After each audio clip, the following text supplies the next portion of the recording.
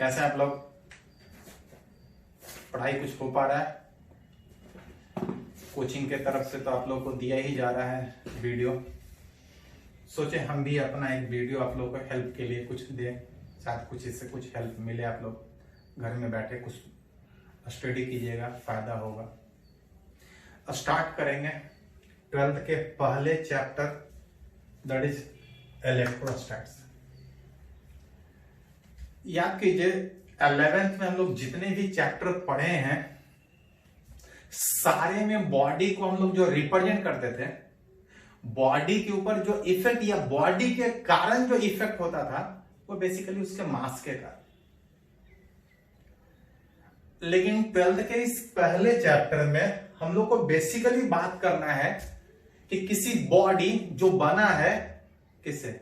Electron से, proton से और न्यूट्रॉन से। बॉडी है, मैटर है, दैट इज इलेक्ट्रॉन, प्रोटॉन और न्यूट्रॉन है, इसमें मास है। तो मास वाला इफेक्ट ऑलरेडी देख चुके हैं। इलेक्ट्रॉन और प्रोटॉन के ऊपर जो एक अलग तरह का इफेक्ट, एक मास से हटके प्रॉपर्टी, हटके एक टेंडेंसी उस मास के कारण से, दैट इज कौन सा टेंडेंसी? चार्ज टेंडेंसी, जो आप थोड़ा वो 10th में पढ़े थे और केमिस्ट्री में पूरा तो इसी चार्ज के ही कंसेप्ट पे जो आप यूज कर भी रहे। किसी भी बॉडी में मास के हटके एक नया property, that is charge property, जिसको अगर डिफाइन करने का कोशिश करें तो बोल सकते हैं कि किसी बॉडी का एक प्रॉपर्टी चार्ज, किसी बॉडी का एक ऐसा प्रॉपर्टी जिसके कारण इट प्रोड्यूस अपने सराउंडिंग में एक इफेक्ट क्रिएट करेगा। क्रिएट तो करेगा ही करेगा, साथ साथ उसके ऊपर भी इफेक्ट आएगा, उस बॉडी के ऊपर, जो मास से अलग तरह का नेचर होगा, अलग तरह का टेंडेंसी, अलग तरह का इफेक्ट होगा। इट प्रोड्यूसेस इलेक्ट्रिक एंड साथ साथ मैग्नेटिक इफेक्ट। जो था वो इलेक्ट्रिक और मैग्नेट याद कीजिए, थोड़ा सा बाहर मैग्नेट 10th में सीखे थे।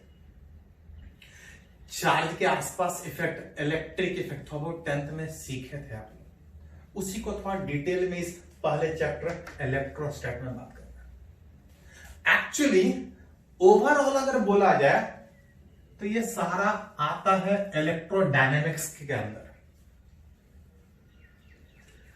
इलेक्ट्रोडायनेमिक्स का अगर बात करें तो सारा चार्ज के ही कारण होगा, चार्ज के अलग अलग टेंडेंसी के कारण वो प्रॉपर्टी होगा। अगर किसी बॉडी में जो चार्ज है, अगर वो चार्ज रेस्ट में है, दैट इज बोल सकते हैं कि बॉडी रेस्ट में है, दैट इज बॉडी के अंदर का चार्ज रेस्ट में है, तो ये अपने सराउंडिंग में will create only electric effect. Body में जो चार्ज है, अगर वो चार्ज रेस्ट में है तो अपने सराउंडिंग में एक ही इफेक्ट वो क्रिएट करेगा, दैट जिसको बोलते हैं इलेक्ट्रिक इफेक्ट। याद कीजिए 10th में मैग्नेटिज्म पढ़े थे, मैग्नेट पढ़े थे। किसी बॉडी में जो मैग्नेट का जो टेंडेंसी आता है वो भी चार्ज के ही कारण आता है। अंतर क्या है? जब चार्ज रेस्ट में होता है तो अपने सराउंडिंग में एक इलेक्ट्रिक इफेक्ट क्रिएट करता है। वही चार्ज अगर रेस्ट में रहने के बजाय अगर मूव करे, एक जगह से दूसरे जगह जाए, लेकिन अगर बराबर वेलोसिटी से, विद कांस्टेंट वेलोसिटी अगर मूव करे, सेम वेलोसिटी, बिना कोई एक्सेलरेशन मूव करे, it will create both electric and magnetic effect. आप बोल सकते, मतलब अगर चार्ज किसी बॉडी में मोशन में है, बॉडी में चार्ज, और अगर वो मोशन में विद कांस्टेंट वेलोसिटी, तो इलेक्ट्रिक इफेक्ट तो होगा ही होगा, मैग्नेटिक टेंडेंसी भी उसके आसपास आएगा, उसके अंदर आएगा। वही चार्ज अगर रेस्ट में रहने के बजाय मोशन हो, लेकिन अगर variable velocity is in acceleration के साथ, तो विल क्रिएट इलेक्ट्रिक फील्ड, तो क्रिएट करेगा ही करेगा। मैग्नेटिक फील्ड जो हो रहा था वो तो होगा ही होगा, and also radiate electromagnetic radiation, वो अपने सराउंडिंग में इलेक्ट्रोमैग्नेटिक वेव के फॉर्म में एनर्जी रेडिएट करे। मतलब सारा चार्ज का ही कंसेप्ट। चार्ज रेस्ट में होगा तो अलग तरह का effect, charge motion with constant velocity तो अलग तरह का इफेक्ट, चार्ज एक्सेलरेशन में है तो अलग तरह का इफेक्ट। एक करके 12th के डिफरेंट चैप्टर में हम लोग को पढ़ना है। ओवरऑल आप बोल सकते हैं ये सारा इलेक्ट्रोडायनेमिक्स है। हाँ, जो ये पहला चैप्टर है दैट इज इलेक्ट्रोस्टैट, बेसिकली उसमें सिर्फ हमको इलेक्ट्रिक इफेक्ट के बारे में बात करना है। दैट इज ये कब होगा, जब चार्ज रेस्ट में होगा। वो चैप्टर देखिए थोड़ा सा, हेडिंग है, नाम में ही इटसेल्फ रिप्रेजेंटेशन है। इलेक्ट्रोस्टैट्स, इलेक्ट्रो मतलब चार्ज, स्टैट्स मतलब रेस्ट। चार्ज के रेस्ट में रहने के कारण जो टेंडेंसी है दैट इज वो इलेक्ट्रोस्टैट्स का हम लोग पढ़ना है। मतलब हम बोल सकते हैं कि 12th के पहले चैप्टर दैट इज इलेक्ट्रोस्टैट में जो हम लोग को पढ़ना है चार्ज का इफेक्ट, वो भी चार्ज के रेस्ट में रहने के कारण इफेक्ट। ये तो हुआ कि हमको पढ़ना क्या है पहले चैप्टर। अब है कि किसी बॉडी में जो चार्ज आ रहा है वो चार्ज आएगा तो क्या आएगा, कैसे, that is concept of charge. किसी बॉडी में चार्ज है, कहां से आया, क्यों आया, उसके बारे में बात करें। याद कीजिए, किसी बॉडी में, बॉडी इलेक्ट्रॉन प्रोटॉन न्यूट्रॉन से बना है। किसी बॉडी का सबसे छोटा पार्ट, पूरा फिजिकल केमिस्ट्री में एटॉमिक स्ट्रक्चर पढ़े हैं, किसी बॉडी का छोटा पार्ट दैट इज एक एटम, उसमें एक न्यूक्लियस होता है जिसमें सारा प्रोटॉन और न्यूट्रॉन होता है। इसके डिफरेंट ऑर्बिट में इलेक्ट्रॉन रोटेट कर रहा होता है। प्रोटॉन और न्यूट्रॉन फिक्स होता है, वो निकलता बाहर नहीं है। हाँ, इलेक्ट्रॉन जो डिफरेंट ऑर्बिट में रोटेट कर रहा होता है, अगर एनर्जी दीजिएगा तो आप निकाल सकते हैं, जरूरत पड़े तो इलेक्ट्रॉन जोड़ भी सकते हैं, जो केमिस्ट्री के एटॉमिक स्ट्रक्चर में हम लोग पढ़े हैं। किसी बॉडी दैट इज बना है इलेक्ट्रॉन, प्रोटॉन और न्यूट्रॉन से, जब तक नहीं कुछ बोला जाए, जितना नंबर ऑफ प्रोटॉन किसी एटम, किसी बॉडी में होता है, उतना ही नंबर ऑफ इलेक्ट्रॉन ही होता है। नॉर्मली किसी बॉडी में बात कीजिएगा, नॉर्मल कंडीशन में अगर बात कीजिएगा, किसी बॉडी में जितना नंबर ऑफ इलेक्ट्रॉन उतना ही number of proton, that is electron, जो तो हम केमिस्ट्री में पढ़े हैं कि एक तरह का निगेटिव इफेक्ट उसके ऊपर होता है। किसी बॉडी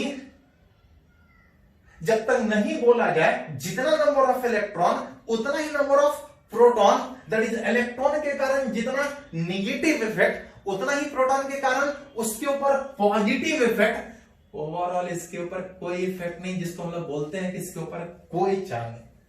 मतलब नॉर्मल कंडीशन में, जैसे ये बॉडी है, मैटर है, इसमें भी इलेक्ट्रॉन, प्रोटॉन, न्यूट्रॉन है। न्यूट्रॉन के ऊपर कोई इफेक्ट नहीं। जितना नंबर ऑफ इलेक्ट्रॉन जब तक नहीं कुछ बोला जाए, उतना ही नंबर ऑफ प्रोटॉन। ओवरऑल इसके ऊपर कोई चार्ज, मतलब किसी भी बॉडी के ऊपर चार्ज इलेक्ट्रॉन और प्रोटॉन के रहने के कारण नहीं। तो क्वेश्चन उठता है कैसे चार्ज हो। समहाउ अगर किसी बॉडी से इलेक्ट्रॉन अगर कुछ निकाल ले, प्रोटॉन निकाल सकते हैं क्या? तो प्रोटॉन बाहर नहीं निकलता है। एटम में प्रोटॉन फिक्स होता है, न्यूट्रॉन फिक्स होता है, हाँ निकलता है बहुत ज्यादा एनर्जी देने के बाद, जो हम लोग को पढ़ना है मॉडर्न फिजिक्स, अभी उसका बात नहीं करेंगे। किसी बॉडी में नॉर्मल कंडीशन में प्रोटॉन न्यूट्रॉन नहीं निकलेगा, इलेक्ट्रॉन बाहर निकलेगा। समहाउ अगर हम किसी तरीके से अगर इलेक्ट्रॉन अगर उससे निकाल दे, तो उस बॉडी में इलेक्ट्रॉन का शॉर्टेज हो जाएगा। इलेक्ट्रॉन शॉर्टेज होने का मतलब होता है कि बॉडी में प्रोटॉन का नंबर बढ़ जाना। और अगर किसी बॉडी में प्रोटॉन का नंबर बढ़ गया, मतलब एक पॉजिटिव इफेक्ट उसके ऊपर आएगा प्रोटॉन के बढ़ने के कारण। उसके ऊपर ओवरऑल हम लोग बोलते हैं कि एक पॉजिटिव चार्ज आएगा। मतलब पॉजिटिव चार्ज क्यों आ रहा है किसी बॉडी पे? प्रोटॉन के जुड़ने के कारण तो नहीं। प्रोटॉन ना निकलेगा ना जुड़ेगा। निकलेगा कौन? इलेक्ट्रॉन। इलेक्ट्रॉन के निकलने के कारण प्रोटॉन क्या हो गया, एक्स्ट्रा हो गया, जिसके कारण क्या बोल रहा है, उसके ऊपर एक पॉजिटिव चार्ज। उसी तरह से अगर किसी तरीके से अगर इलेक्ट्रॉन निकालने के लिए अगर जोड़ दें तो इलेक्ट्रॉन का नंबर उस बॉडी पे बढ़ जाएगा, और बॉडी पे इलेक्ट्रॉन का नंबर बढ़ने के कारण उस बॉडी पे एक निगेटिव इफेक्ट आएगा, जिसको हम बोलते हैं कि बॉडी के ऊपर एक निगेटिव चार्ज आएगा। मतलब सीधा सीधा लैंग्वेज में बोला जाए तो आप बोल सकते हैं कि किसी भी बॉडी पे जो चार्ज है इज ड्यू टू किसके कारण, आइदर एक्सेस या deficiency of electron. That is किसी बॉडी में नॉर्मल कंडीशन में इलेक्ट्रॉन प्रोटॉन बराबर था, जितना नेगेटिव उतना ही पॉजिटिव इफेक्ट, कोई चार्ज उसके ऊपर नहीं था, इलेक्ट्रॉन निकल रहा था, प्रोटॉन का नंबर बढ़ रहा था, ओवरऑल उसके ऊपर एक पॉजिटिव चार्ज आ रहा था। इलेक्ट्रॉन अगर जुड़ रहा था उसके ऊपर एक नेगेटिव चार्ज आ रहा था। सिंपल लैंग्वेज बोला जाए, किसी बॉडी पे जो चार्ज आएगा वो इलेक्ट्रॉन के निकलने या जुड़ने के कारण। क्वेश्चन होता है कितना, अगर किसी बॉडी पे अगर n इलेक्ट्रॉन अगर निकाल दे, निकालने का मतलब इलेक्ट्रॉन का नंबर बढ़ना नहीं, इलेक्ट्रॉन निकाल रहे हैं, किसका नंबर बढ़ना, प्रोटॉन का नंबर बढ़ना। अगर n इलेक्ट्रॉन अगर निकाल दे तो प्रोटॉन का नंबर बढ़ जाएगा, और जितना इलेक्ट्रॉन बाहर निकला है उसी के इक्विवेलेंट उतना ही उसके ऊपर पॉजिटिव चार्ज आएगा। किसके कारण, उस n इलेक्ट्रॉन के निकलने के कारण उसके ऊपर एक पॉजिटिव चार्ज, कितना चार्ज, तो क्यू बराबर प्लस n इंटू ई, जहां पे n इज इंटीजर, जो बता रहा होगा कि आप 2 इलेक्ट्रॉन निकाल रहे हैं कि 3 इलेक्ट्रॉन निकाल रहे हैं कि 10 इलेक्ट्रॉन निकाल रहे हैं, जहां पे ई इज एक इलेक्ट्रॉन के इक्विवेलेंट, जिसको बोलते हैं हम लोग इलेक्ट्रॉनिक चार्ज, जिसका वैल्यू याद कीजिए, पढ़े हम लोग केमिस्ट्री में 1.6 into 10 to the power minus 19 coulomb. किसी बॉडी में इलेक्ट्रॉन निकलने के कारण उसके ऊपर एक पॉजिटिव चार्ज, क्यू बराबर प्लस n इंटू ई। अगर इलेक्ट्रॉन बढ़ रहा था तो नेगेटिव चार्ज, अगर n इलेक्ट्रॉन बढ़ रहा था तो उतना ही इक्विवेलेंट में पॉजिटिव के बजाय नेगेटिव चार्ज। मतलब ओवरऑल बोला जाए तो बोल सकते हैं कि किसी भी बॉडी के ऊपर जो चार्ज आएगा वो कितना चार्ज आएगा, दैट इज क्यू बराबर प्लस माइनस n इंटू ई। चार्ज निकलने के कारण, इलेक्ट्रॉन निकलने के कारण पॉजिटिव n इंटू ई, इलेक्ट्रॉन जुड़ने के कारण क्यू बराबर कितना, minus n into E. That is charge किसी बॉडी पे क्यू बराबर प्लस माइनस n इंटू ई।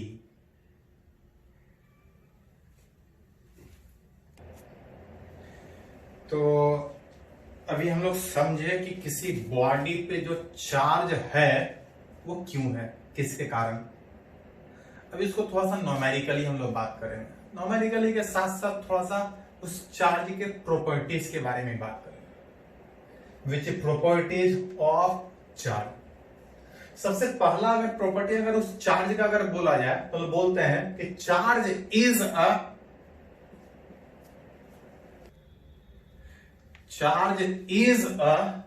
Quantize physical quantity. क्वांटाइज का मतलब अगर बात कीजिएगा कि ऐसा नहीं कि किसी बॉडी पे चार्ज जितना मन जितना दे सकते हैं, याद कीजिए थोड़ा सा, किसी बॉडी पे जो चार्ज आ रहा था वो किसके कारण आ रहा था, इलेक्ट्रॉन के निकलने या जुड़ने के कारण। क्या किसी बॉडी पे आप हाफ इलेक्ट्रॉन जोड़ सकते हैं क्या, 2/3 इलेक्ट्रॉन निकाल सकते हैं क्या, तो नहीं। किसी भी बॉडी से जो इलेक्ट्रॉन निकल सकता है, जो जुड़ सकता है, वो हमेशा इंटीग्रल मल्टीपल में, फ्रैक्शन में कभी नहीं होगा। मतलब आप बोल सकते हैं कि किसी बॉडी पे जो चार्ज होगा 1 इलेक्ट्रॉन, 2 इलेक्ट्रॉन, 3 इलेक्ट्रॉन, इस तरह से निकलने के बाद फ्रैक्शन में कभी इलेक्ट्रॉन नहीं बाहर निकलेगा। अब उसी प्रॉपर्टी को हम लोग बोलते हैं कि charge is a quantize physical quantity, that is it is having, ऐसा नहीं कि कोई भी वैल्यू अलग अलग होगा, लेकिन ऐसा नहीं कि कुछ भी अलग अलग, एक डिफिनिट टाइप का अलग अलग, it is having some definite अलग अलग, दैट इज डिस्क्रीट वैल्यू, ऐसा नहीं कि कुछ भी अलग अलग। इसको एक न्यूमेरिकली एग्जांपल से समझने का कोशिश करते हैं। पूछ रहा है which of the following charge is possible on a body. बोल रहा है कि ये चार्ज क्या किसी बॉडी पे पॉसिबल है या नहीं। याद कीजिए पढ़े हैं कि किसी भी बॉडी पे जो चार्ज होगा वो तो क्यू बराबर एन इंटू ई। यहां पे एन क्या बता रहा था कितना इलेक्ट्रॉन निकलेगा या कितना इलेक्ट्रॉन जुटेगा। अगर किसी बॉडी पे इतना चार्ज लाना है तो कितना इलेक्ट्रॉन निकालना पड़ेगा, तो एन बराबर न्यूमेरिकली निकाल सकते हैं, एन बराबर क्यू बाई। जहां से क्यू का वैल्यू अगर बोला जाए तो 3.2 गुना 10 का पावर माइनस 18। इस ई इलेक्ट्रॉनिक चार्ज का वैल्यू 1.6 गुना 10 का पावर माइनस 19। अगर इसको डिवाइड करें तो आप देख सकते हैं ये कितना है 20 मतलब। अगर आप चाहते हैं कि किसी बॉडी पे इतना चार्ज आए तो 20 इलेक्ट्रॉन निकालना पड़ेगा। अगर पॉजिटिव चार्ज लाना है जोड़ना पड़ेगा, अगर तो नेगेटिव चार्ज लेके आना है तो क्या 20 इलेक्ट्रॉन निकाल सकते हैं? तो हाँ, अगर यही क्वेश्चन अगर क्वेश्चन में सोल्व करने के बाद अगर 20.5 रहता तो 20.5 इलेक्ट्रॉन बाहर निकाल ही नहीं सकते। लेकिन यहां पे जो आ रहा है वो कितना आ रहा है 20 आ रहा है। 20 इलेक्ट्रॉन निकालने के बाद इतना चार्ज, क्या ये पॉसिबल है? तो हाँ, दैट मींस किसी भी बॉडी पे चार्ज जब भी होगा वो इंटीग्रल मल्टीपल ऑफ इलेक्ट्रॉन निकालने के कारण, मतलब ये चार्ज पॉसिबल है निकालना। मतलब आप आंसर लिख सकते हैं यस ये पॉसिबल है। जैसे एक और एग्जांपल अगर लिया जाए, किसी बॉडी पर अगर कोई बोला जाए 4.8 into 10 to the power minus 21 coulomb, क्या ये चार्ज पॉसिबल है? तो चलिए सोल्व करके देखते हैं। इतने चार्ज लाने के लिए कितना इलेक्ट्रॉन उस बॉडी से निकालना पड़ेगा? देन बराबर Q by Q that is equal to 4.8 गुना 10 का power minus 21 by electronic charge 1.6 गुना 10 का पावर माइनस 19। यहां देख सकते हैं ये 3 आएगा, माइनस 19 हटाओगे तो 19 हट जाएगा, माइनस 2 बचेगा, दैट इक्वल टू 0.03। क्या 0.03 इलेक्ट्रॉन बाहर निकाल सकते हैं? तो नहीं, मिनिमम कितना इलेक्ट्रॉन निकाल सकते हैं? 1 इलेक्ट्रॉन। मतलब बोल सकते हैं कि ये वाला चार्ज पॉसिबल नहीं। तो उस तरह से जरूरत पड़ने पे आप चेक कर सकते हैं कि क्या ये पॉसिबल है, कितना चार्ज बॉडी पे आएगा या नहीं। तो एक और एग्जांपल हम लोग इस पे देखते हैं। पूछा जा रहा है how many number of electron required to remove from a body to gain 1 coulomb of charge. बोल रहा है कि किसी बॉडी पे 1 कूलम चार्ज लाने के लिए कितना नंबर ऑफ इलेक्ट्रॉन निकालना पड़ेगा। तो पढ़े कि एज किसी बॉडी पे जो चार्ज क्यू बराबर आ रहा था वो कितना आ रहा था? तो क्यू बराबर एन इंटू ई आ रहा था। कितना इलेक्ट्रॉन निकाले कि बॉडी पे 1 कूलम के बराबर चार्ज आ जाए? तो E इज इक्वल टू 1.6 गुना 10 का पावर माइनस 19 कूलम। जहां से इसको थोड़ा सा अरेंज करो तो 10 का पावर माइनस 19 ऊपर चला जाएगा।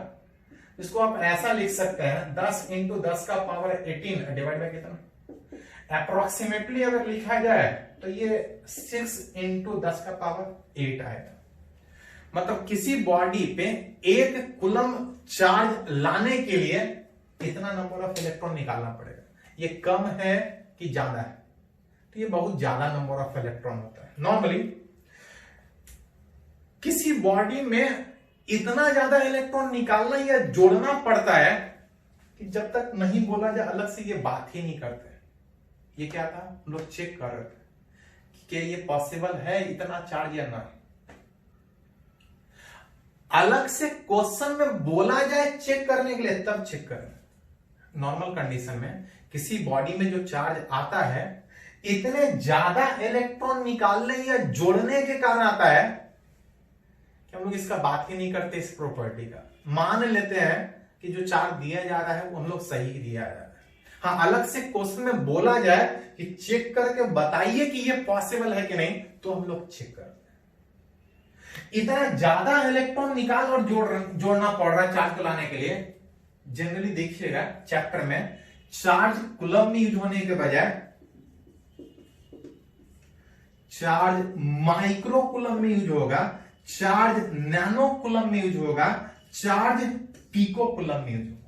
माइक्रो मतलब 10 to the power -6 coulomb, nano मतलब 10 to the power -9 coulomb, pico मतलब 10 टू दी पावर -12 कूलम आपका। तो एक और एग्जांपल इस चार्ज के कंसेप्ट पे हम लोग यूज करेंगे। जैसे क्वेश्चन है, फाइंड चार्ज किसके ऊपर, बोल रहे हैं कि आयरन का 56 ग्राम वाला ब्लॉक है, उसके ऊपर कितना चार्ज होगा। आयरन के ऊपर चार्ज होगा क्या? हर बॉडी के ऊपर चार्ज हो सकता है, जहां भी मैटर वहां चार्ज हो सकता है। इस पे भी चार्ज होगा, चार्ज है क्या? तो चार्ज है नहीं, लेकिन हो सकता है। क्या था याद की, नॉर्मल कंडीशन में किसी बॉडी पे जितना इलेक्ट्रॉन उतना प्रोटॉन। चार्ज कब होता था? इलेक्ट्रॉन के निकलने या इलेक्ट्रॉन के जुड़ने के कारण। बोल रहा 56 ग्राम वाले इस आयरन ब्लॉक के ऊपर कितना चार्ज होगा। तो चार्ज तब होगा जब इलेक्ट्रॉन निकलेगा या जुड़ेगा। तो बोला है इतना % ऑफ इलेक्ट्रॉन इज रिमूव, बोल रहा इतना % इलेक्ट्रॉन हटाना है, तब उसके ऊपर निकालना है कितना चार्ज होगा। याद कीजिए, हम लोग पढ़े हैं कि किसी बॉडी के ऊपर जो चार्ज होता है वो कितना होता है, तो Q बराबर N। यहां पे N कितना इलेक्ट्रॉन निकालिए जोड़ रहा है, उसके लिए हमको पहले निकालना पड़ेगा कितना इलेक्ट्रॉन निकालिए जोड़ रहा है। दिया किसमें है? परसेंटेज में, लेकिन हमको नंबर चाहिए। मतलब नंबर निकालने के लिए पहले हमको टोटल नंबर ऑफ इलेक्ट्रॉन निकालना पड़ेगा, क्योंकि टोटल इलेक्ट्रॉन निकालेंगे तो परसेंटेज से निकाल पाएंगे कि कितना इलेक्ट्रॉन हटा रहे हैं। किसी बॉडी में कितना इलेक्ट्रॉन है, ये केमिस्ट्री में आप लोग सीखे कैसे निकालते हैं, याद कीजिए। चलिए देखते हैं कैसे निकालते हैं। अगर किसी बॉडी का अगर मास मान लेते हैं स्मॉल है, अगर दिया है इलेक्ट्रॉन उसमें कितना है, कैसे निकालेंगे? उसके लिए सबसे पहले हमको निकालना पड़ेगा नंबर ऑफ मोल। कैसे निकालते हैं number of mole? That is mass by molecular weight या मोलर मास बोल सकते। अगर बॉडी का मास अगर m दिया है, अगर उस एटम का अगर मोलर मास अगर m0, तो नंबर ऑफ मोल कितना? m/m0। नंबर ऑफ मोल पता है तो हम नंबर ऑफ एटम निकाल सकते हैं।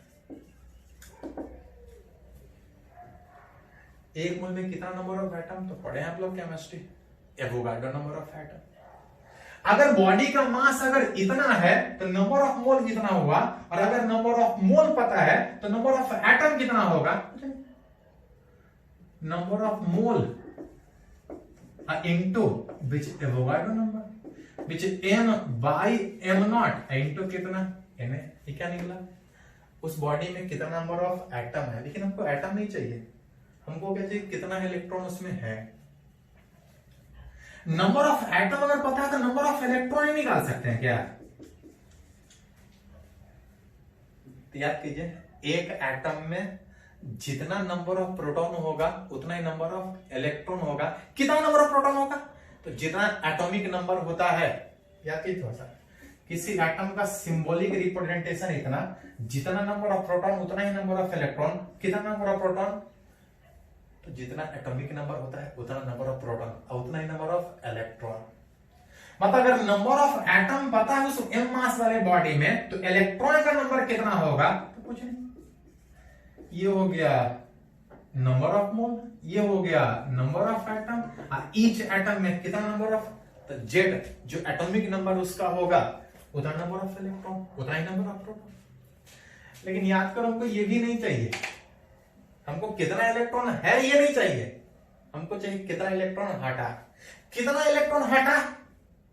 तो दिया है 0.01% of total electron into electronic charge.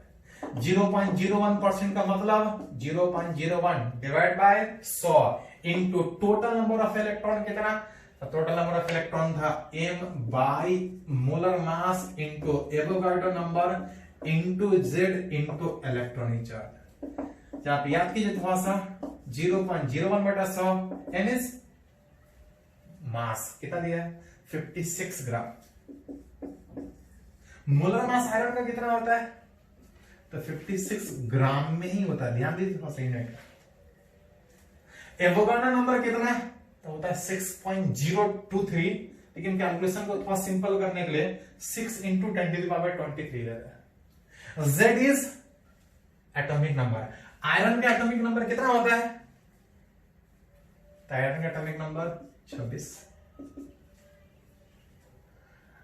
और इलेक्ट्रॉनिक चार्ज कितना? 1.6 × 10⁻⁻⁹। अब आप थोड़ा सा अरेंज करके निकाल सकते हैं कितना चार्ज आएगा। इसको फिर से देखते हैं। क्वेश्चन था 56 ग्राम वाले आयरन वाले ब्लॉक के ऊपर कितना चार्ज तब होगा जब इलेक्ट्रॉन निकलेगा। बोला इतना इलेक्ट्रॉन निकल किए क्या? दिया मास था, पहले नंबर ऑफ मोल निकाल लिया, mass by molar mass. Number of mole निकल गया, नंबर ऑफ एटम निकाल लिए, सिंपली एवोगाड्रो नंबर से मल्टीप्लाई कर। एक मोल में इतना number of atom. Number of atom निकाल लिए तो नंबर ऑफ इलेक्ट्रॉन निकल गया, क्योंकि एक एटम में जितना एटॉमिक नंबर उतना ही नंबर ऑफ इलेक्ट्रॉन। तो हो गया नंबर ऑफ इलेक्ट्रॉन कितना है। हमको कितना इलेक्ट्रॉन है उससे नहीं मतलब है, क्योंकि जितना इलेक्ट्रॉन है उतना ही प्रोटॉन भी है। 4 था इलेक्ट्रॉन के निकलने के कारण, कितना इलेक्ट्रॉन निकला? इतना percentage of total electron. Total electron का इतना परसेंट। अब इसको अरेंज करके निकाल सकते हैं, थोड़ा सोल्व कीजिए कि देखिए हट रहा है। थोड़ा सा अरेंज कीजिएगा। 6 × 1.6 सारा न्यूमेरिकल वाला पार्ट एक साथ, सारे 10 के पावर को एक साथ अरेंज कीजिए। ये तो ग्राम ग्राम हट गया था, यहां बच रहा था -19 अब 23 -19 बेस सेम है, पावर अरेंज होके जुटेगा। 23 - 19 +4 ये 2 कट जाएगा। +4 में ये 2 कटा, ये 2 भी माइनस में कट जाएगा। मतलब आप बोल सकते हैं कि 10 का पावर 0 ओवरऑल आप मल्टीप्लाई करके लिख सकते हैं। अप्रोक्सीमेटली इसको 10 ले सकते हैं, ये 26 है, 260 ऐसा यूनिट में लिखा गया था, आप लिख सकते हैं। इस आयरन वाले ब्लॉक के ऊपर कितना चार्ज होगा? 260 कूलम।